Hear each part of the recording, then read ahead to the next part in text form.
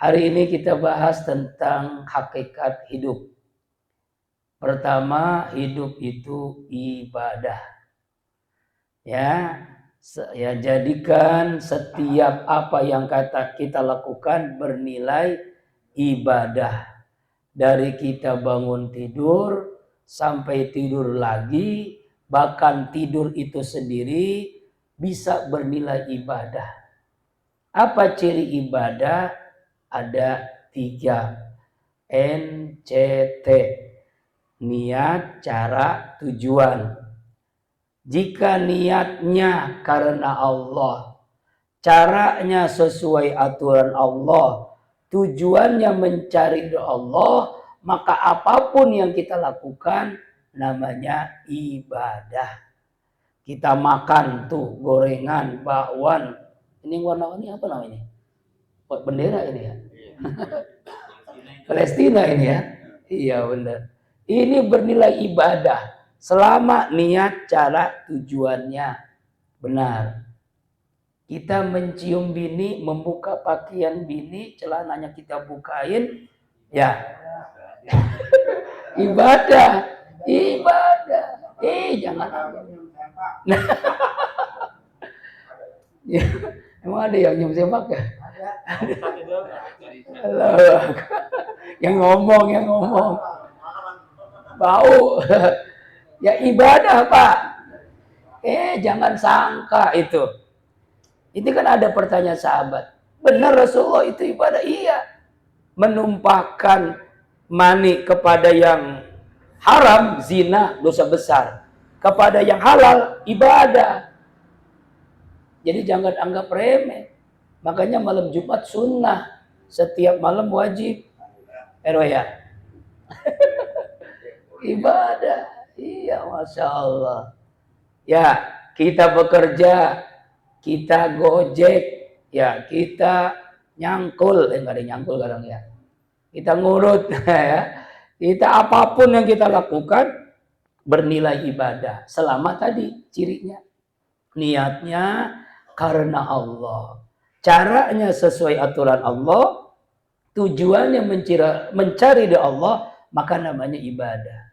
Kenapa kita lakukan? Karena selama kita hidup 24 jam itu jangan sampai nggak ada nilai ibadah. Ya Pak ya?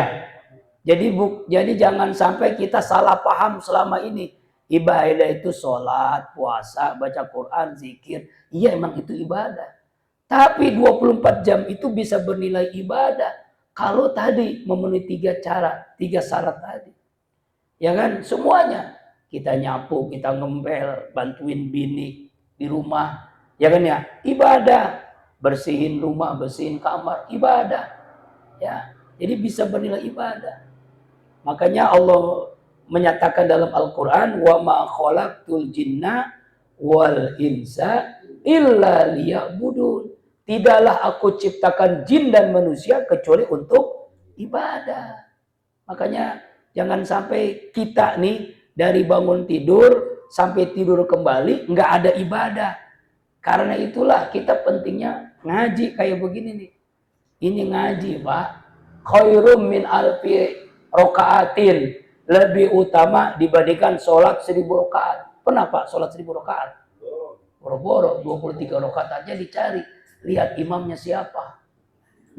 Kalau imamnya, wah ini mah lama lah. Pindah masjid, pindah musola. Allah Akbar. Gitu kan ya. Kemarin tuh Ramadan kan. Allah.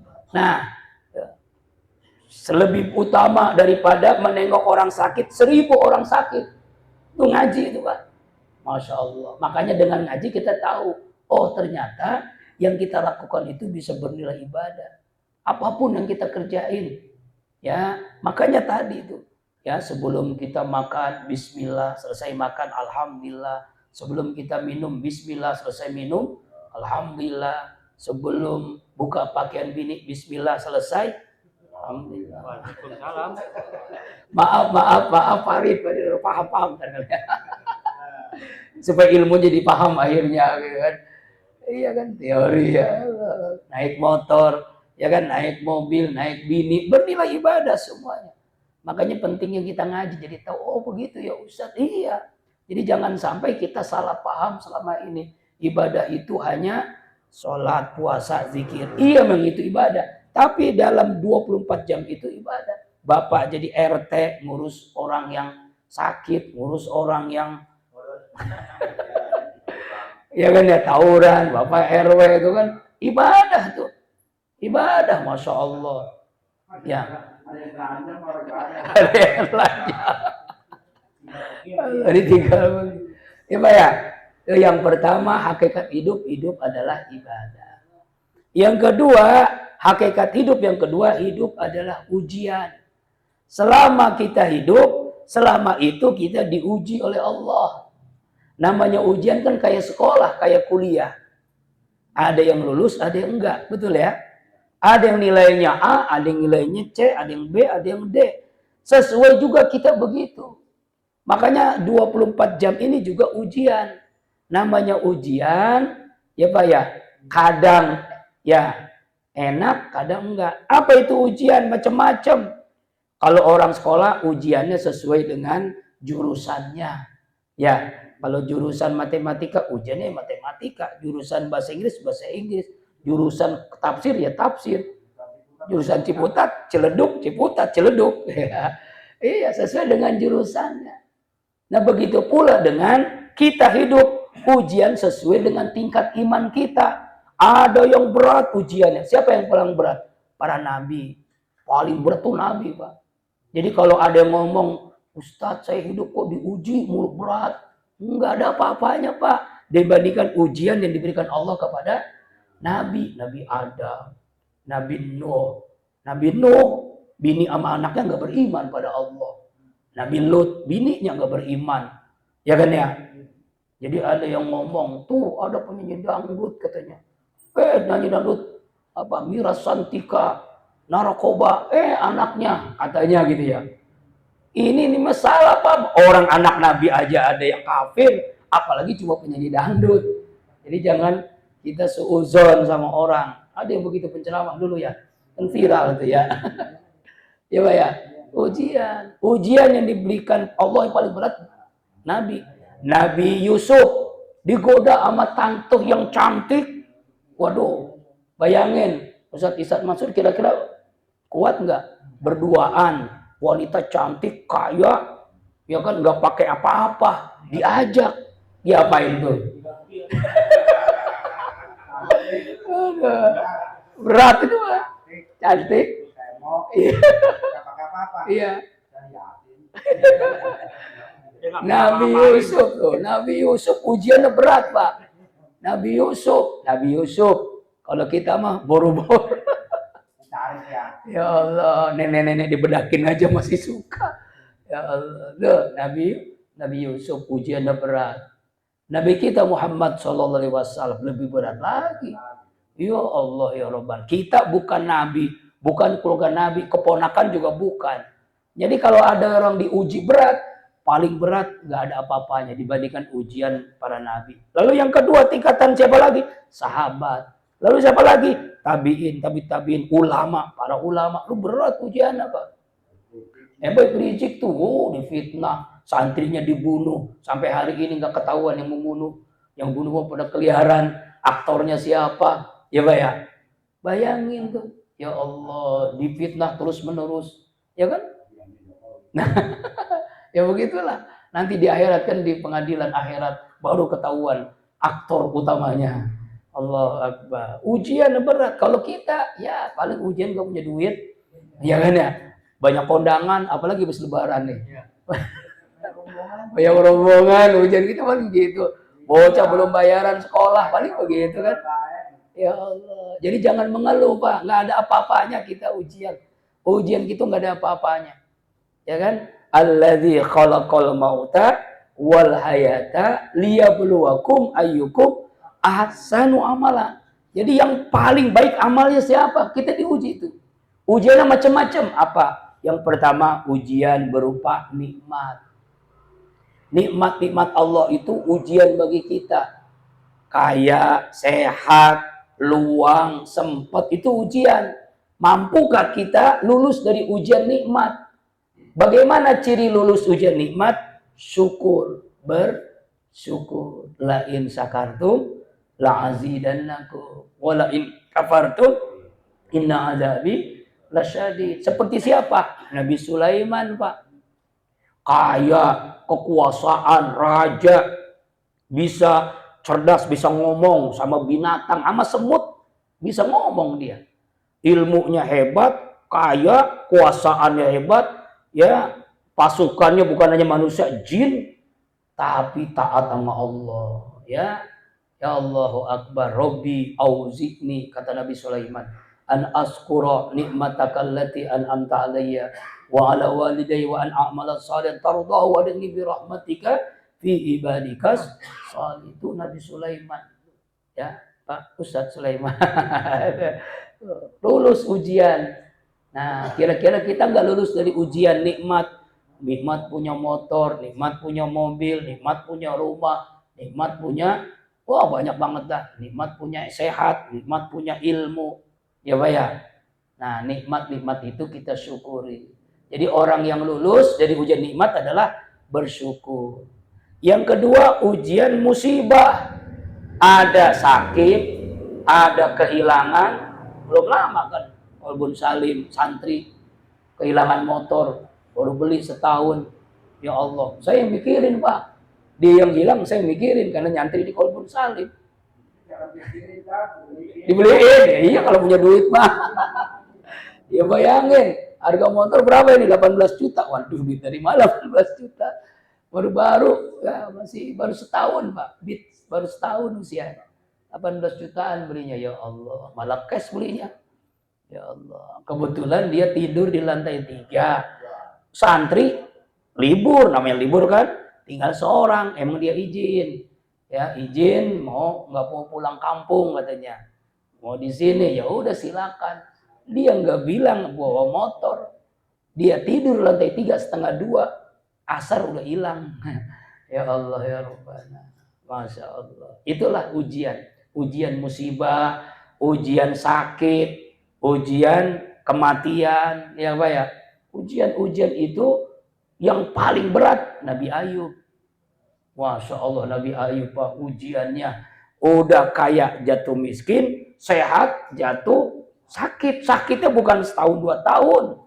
Sakitnya bukan hanya sakit cuma pilek, cuma apa namanya, cika, masuk angin, kita kan gitu ya. Sakitnya Pak, seluruh tubuhnya cuma tinggal kulit sama tulang doang. Ya, setan aja sudah nggak sanggup godain dia. Ya, kenapa? Karena Nabi Ayub itu sakit bukan ngeluh, malah bersyukur. Ini tingkatan hebat nih. Sabar yang paling hebat, sabar dengan syukur. Dia bersyukur dengan sakit. Ya Allah, kalau orang sabar dengan sakit biasa. Ya, musibah dia bersyukur, itu luar biasa. Orang kaya bersyukur biasa, orang miskin sabar biasa, orang miskin bersyukur, kira-kira luar biasa kan? Iya tuh hebat. Nah itulah Nabi Ayub. Nabi Ayub, masya Allah. Kalau kita sih boro-boro deh ya, berat, ya kan? Paling ngeluh mulu. Makanya curhat paling hebat, paling baik, ngeluh itu kepada Allah. Kalau kepada manusia, coba deh, pasti kecewa kita. Kecuali kepada ahli ibadah, ahli zikir. Dulu saya ngeluh sama almarhum Ustadz Arifin. Manggilnya, Ustadz Bang, ini kok begini ya, hidup ya. Berdua lagi curhat, lagi ngomong-ngomong aja gitu. Nah, bukan pengen ngopi lagi, bukan. Ini kok job sepi gitu ya, susah ya kan.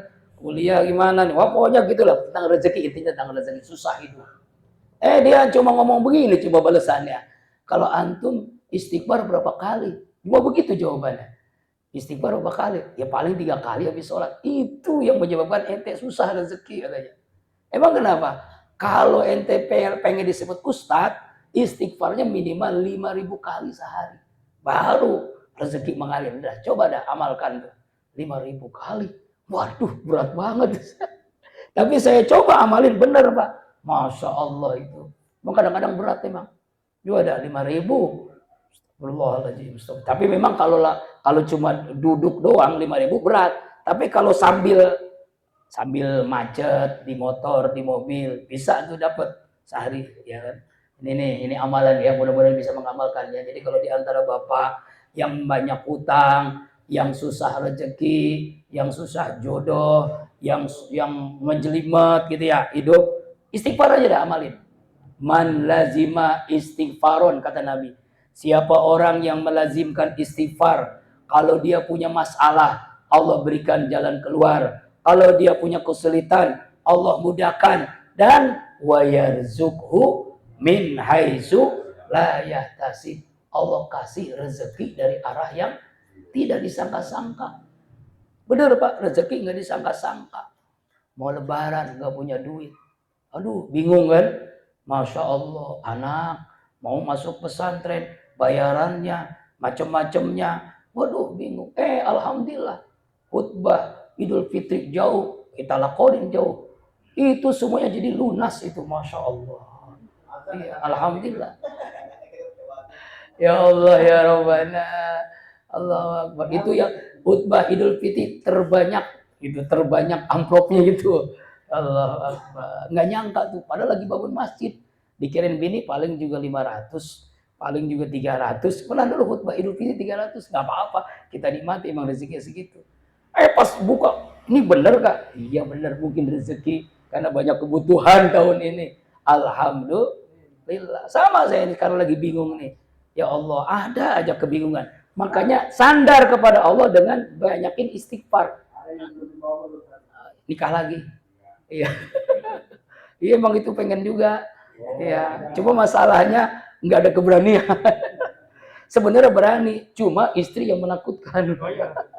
Ya Pak ya, itu yang kedua, hidup ujian berupa musibah. Ya, jadi kalau Bapak masih banyak masalah, istighfar aja pokoknya, istighfar. Ini pokoknya ada aja pokoknya.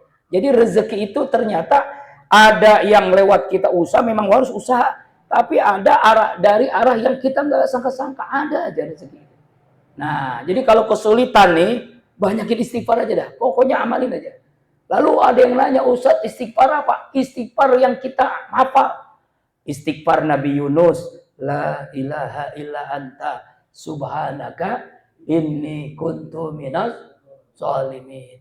Nabi Yunus dimakan perut ikan karena ngambek berdakwah umatnya sedikit. Ya kan, diuji oleh Allah di perut ikan. Akhirnya minta ampun kepada Allah. La ilaha illa anta subhanaka inni kuntu minaz, dikeluarkan dari perut ikan. Tuh kan, seandainya kata Allah dalam Al-Quran, dalam surah Al-Anbiya, Nabi Yunus nggak istighfar sampai hari ini, sampai kiamat dia masih di perut ikan paus itu Nabi Yunus. Nah, itu gara-gara istighfar. Jadi kalau kita masalah berat, istighfar aja dah. Istighfar Nabi Yunus. Yang kedua, istighfar Nabi Adam. Rabbana zolamna anfusana wa illam taghfir lana wa tarhamna lanakunanna minal khasirin. 40 tahun bertaubat baru diterima oleh Allah taubatnya. Dengan itu, gara-gara diterima taubat, akhirnya ketemu sama bininya di mana? Di padang Arafah. Ya dulunya kan waktu dari surga karena makan buah khuldi dikeluarkan Allah dari surga turun ke bumi. Turunnya beda tempat. Saling nyari-nyari itu. Nyari-nyarinya bukan sehari 2 hari. Bukan seminggu 2 minggu. Malah nggak ada polisi, nggak ada polsek. Nggak ada WA. Lapor ke siapa Pak? Orang cuma 2 orang doang. Bukan setahun 2 tahun, 40 tahun baru ketemu. Bayangin. Dengan apa? Dengan istighfar. Jadi kalau kita punya utang, banyak kehilangan, istighfar Nabi Adam, insya Allah ketemu. Insya Allah ketemu. Rabbana zolamna anfusana wa illam taghfir lana wa tarhamna lanakunanna minal khasirin. Lalu apa lagi? Ada yang lebih hebat lagi nih, istighfar Rasulullah yang disebut dengan Sayyidul Istighfar. Pasti hafal Pak ya. Allahumma anta rabbi la ilaha illa anta khalaqtani wa ana abduka wa ana ala ahdika wa wa'dika mastata'tu abu'u laka bi ni'matika alayya wa ubizambi faghfirli fa innahu la yaghfiru dzunuba illa anta. Wah ini Sayyid itu merangkum semua istighfar, namanya Sayyid, namanya itu pimpinan istighfar. Oh, rajanya istighfar. Oh, Masya Allah, rajanya istighfar. Panjang banget Ustaz, gak hafal. Waduh, yang paling ringkas dah. Astagfirullah, astagfirullah, astagfirullah, astagfirullahalazim, alladzi la ilaha illa qayyum wa atubu ilaih. Itu sudah cukup. Astagfirullah, astagfirullah juga sudah cukup. Ya, Pak ya. Tuh, jadi hidup adalah ujian. Makanya kita diuji dengan musibah, diuji dengan kemiskinan, diuji dengan kesusahan, diuji dengan banyak utang, diuji dengan istri yang cerewet, diuji dengan ya kita nggak diikhlasin kawin lagi sama bini. Itu diuji. Sebab saya punya teman, waktu hajatan tuh namanya Ustadz Oren ya, Ustadz Oren tuh ya. Ustadz Oren tuh, tausiah waktu Ustadz Oren, itu Ustadz Pak, bini kedua dan ketiga yang nyariin bini yang pertama. Itu udah 3 istri ya. Ya tuh, Masya Allah. Jadi yang ngelamarinnya itu istri yang pertama. Yang kedua juga begitu, yang ketiga juga begitu. Masya Allah. Ustadz pengen. Pengen sih, pengen. Boleh saya tantunin, boleh. Amalan yang berat itu. Boleh saya tantunin. Iyalah, ya Pak ya. Ada pantun satu. Oh, pantunnya apa tuh? Di sepatu aja, Iya. jangan beli kain. Oh, udah satu aja, jangan yang lain. Iya benar. Satu-satu aja ya. Ya, satu di Parung gitu. Satu di Bogor. Iya. Allahu Akbar. Pak, jangan ngomong gitu Pak, kalau pengajian ibu saya nggak berani. Ada bapak-bapak biar berani. Kemudian yang ketiga, ya hidup adalah pertama hidup adalah ibadah, yang kedua hidup adalah ujian, yang ketiga ya setelah kita tahu hidup adalah ibadah, hidup adalah ujian, kita harus tahu pedoman hidup. Nah, apa yang mesti kita pegang supaya jadi hidup jadi ibadah, lalu kita lulus dari ujian hidup, yaitu dengan pedoman hidup namanya. Pedoman hidup kita apa? 2, yaitu Al-Quran dan hadis Rasulullah Sallallahu Alaihi Wasallam. Taraktu fikum ya kalau lang tadi luma inta maksum bima kitabullah as-sunnata Rasulullah. Aku tinggalkan 2 hal yang kamu tidak akan tersesat. Dengan apa? Dengan Al-Quran dan sunnah Rasulullah Sallallahu Alaihi Wasallam. Ini usulan saya. Setiap malam Sabtu saya megang kitab, namanya kitab Hadis Arba'in. Ini kalau Bapak setuju, malam Senin pas kalau saya ngisi, kita megang kitab Hadis Arba'in. Tetapi harus diganti dengan ongkosnya. Ongkosnya mahal Pak, 10 juta satu kitabnya. Ya, sanggup nggak Pak? Nolnya digelindingin 10.000 ya. Kitabnya namanya Hadis Arba'in. Kita bahas hadis-hadis Arba'in. Hadis itu Arba'in artinya 40 hadis. Sebenarnya bukan 40, lebih dari 40. 43 hadis atau 42 ya. Kita baca ya, nanti saya jelasin satu, misalnya malam nanti kapan, pokoknya setelah pas saya ngisi hadis pertama ya, hadisul awal, hadisul sani dan seterusnya begitu ya. Jadi ada pegangannya namanya hadis.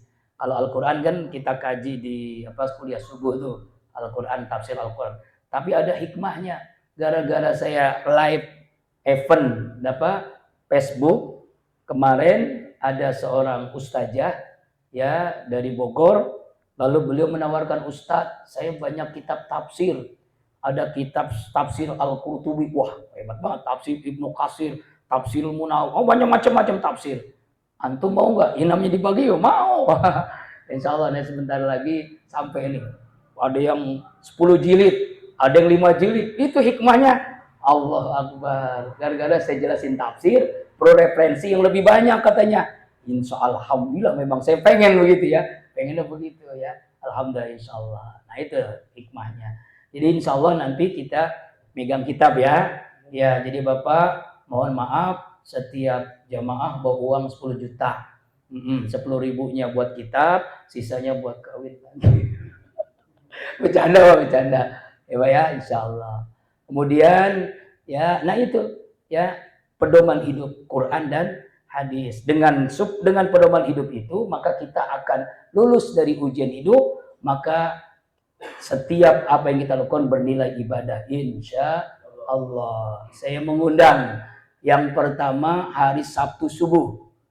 Ada subuh keliling, subuh berkah di Musola Ar-Ridha dari Majlis Az-Zikra.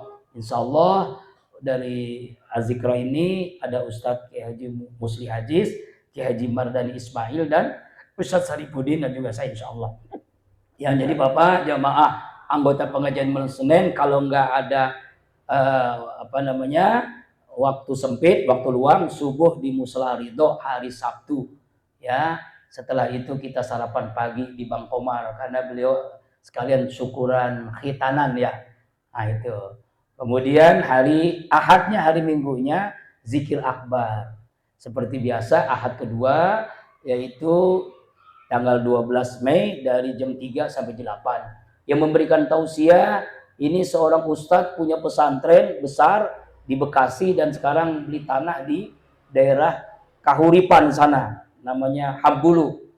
Beliau itu luar biasanya, salutnya saya, ya, diusir sama keluarganya karena dia masuk Islam. Jadi agamanya beda sama orang tuanya. Saya belum tahu agamanya Kristen atau apa, pokoknya diusir, mau dibunuh karena dia masuk Islam. Lalu dia hijrah, lalu dia hafalin Quran, ya, pulang diriin pesantren. Masya Allah, santrinya ratusan. Namanya Ustadz Toharudin.